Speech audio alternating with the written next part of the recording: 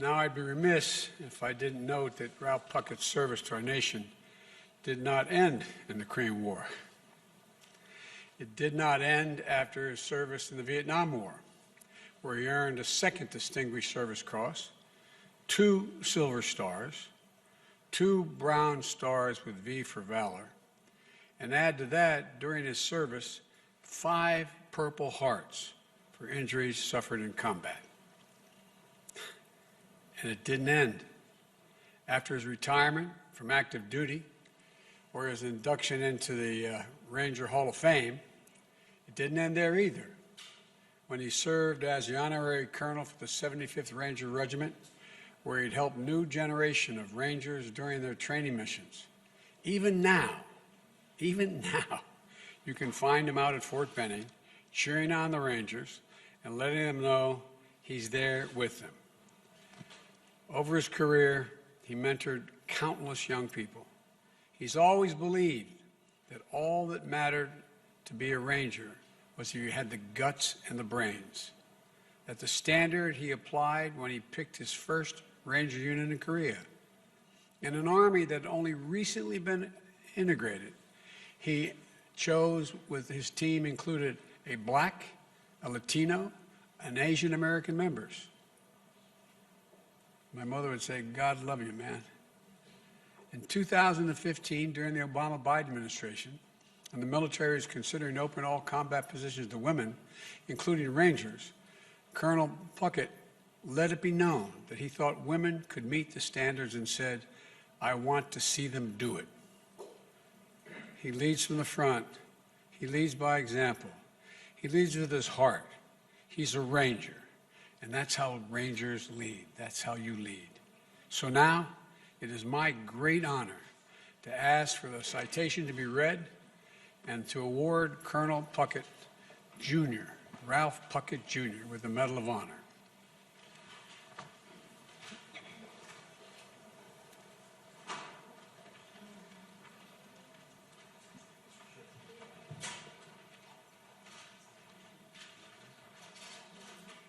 The President of the United States of America, authorized by Act of Congress, March 3, 1863, has awarded, in the name of Congress, the Medal of Honor to First Lieutenant Ralph Puckett, Jr., United States Army, for conspicuous gallantry and intrepidity at the risk of his life above and beyond the call of duty.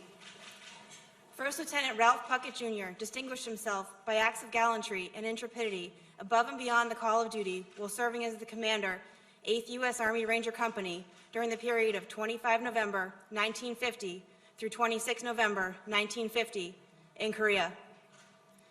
As his unit commenced a daylight attack on Hill 205, the enemy directed mortar, machine gun, and small arms fire against the advancing force. To obtain fire, First Lieutenant Puckett mounted the closest tank, exposing himself to the deadly enemy fire. Leaping from the tank, he shouted words of encouragement to his men and began to lead the Rangers in the attack. Almost immediately, enemy fire threatened the success of the attack by pinning down one platoon.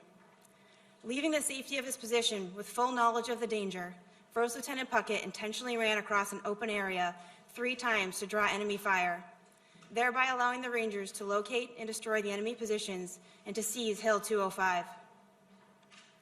During the night, the enemy launched a counterattack that lasted 4 hours. Over the course of the counterattack, the Rangers were inspired and motivated by the extraordinary leadership and courageous example exhibited by First Lieutenant Puckett. As a result, 5 human wave attacks by a battalion-strength enemy element were repulsed. During the first attack, First Lieutenant Puckett was wounded by grenade fragments, but refused evacuation and continually directed artillery support that decimated attacking enemy formations. He repeatedly abandoned positions of relative safety to make his way from foxhole to check the company's perimeter and to distribute ammunition amongst the Rangers. When the enemy launched a 6th attack, it became clear to First Lieutenant Puckett that the position was untenable due to the unavailability of supporting artillery fire. During this attack, 2 enemy mortar rounds landed in his foxhole, inflicting grievous wounds which limited his mobility. Knowing his men were in a precarious situation, First Lieutenant Puckett commanded the Rangers to leave him behind and evacuate the area. Feeling a sense of duty to aid him, the Rangers refused the order and staged an effort to retrieve him from the foxhole while still under fire from the enemy. Ultimately, the Rangers succeeded in retrieving First Lieutenant Puckett, and they moved to the bottom of the hill, where First Lieutenant Puckett called for devastating artillery fire on the top of the enemy-controlled hill. First Lieutenant Puckett's extraordinary heroism and selflessness, above and beyond the call of duty, were in keeping with the highest traditions of military service and reflect great credit upon himself, his unit, and the United States Army.